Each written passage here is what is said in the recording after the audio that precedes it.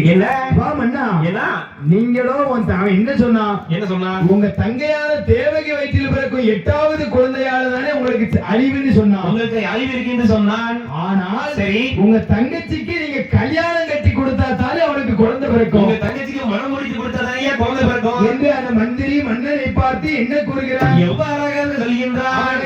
மாலையிட்டு கொடுத்தோமானால்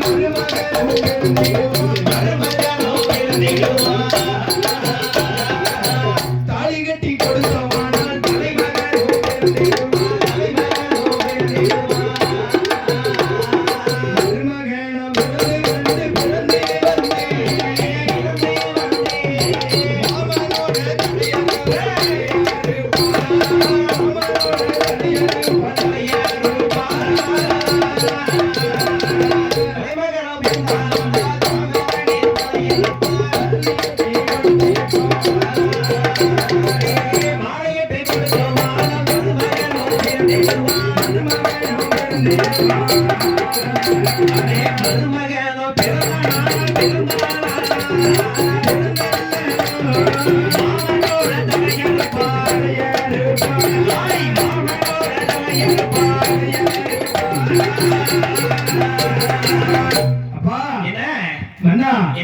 உங்க தங்கைக்கு கல்யாணம் கட்டி கொடுத்தால் தானே உங்களுக்கு மருமகன் பிறப்பான். உங்க தங்கச்சிக்கு மாலை மனம் பிடிச்சு கொடுத்தா தானே மருமகன் வந்து பிறப்பான். அவனை கல்யாணம் கட்டாமலே வையுங்கள். கல்யாணம் பண்ணாமே வச்சிருங்க. உங்களுடைய ஆயுசும் கூடும். ஆயுசு போயிட்டே இருக்கும் என்று மந்திரி மன்னருக்கு யோசனை சொல்கிறார். யோசனையாக சொல்கின்றார். மந்திரி என்ன சரி வரும் ஐயா? சரி வரும் ஐயா.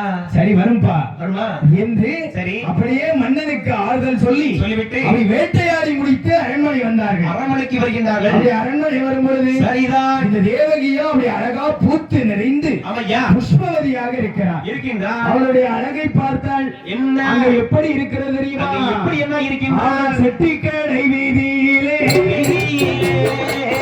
விட்ட பொம்மை போலே